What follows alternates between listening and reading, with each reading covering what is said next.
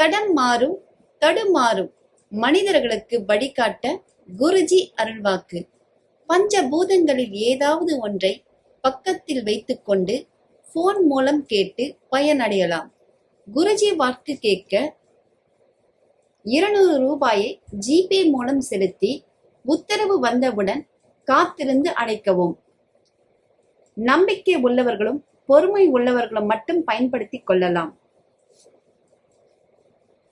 தடமாறும் தடுமாறும் மக்களுக்கு வழிகாட்டுவதற்காக குருஜி அருள்வாக்கு சொல்றோம். இதுல நம்பிக்கை இருக்கிறவங்க பொறுமை இருக்கிறவங்க மட்டும் முயற்சி பண்ணுங்க.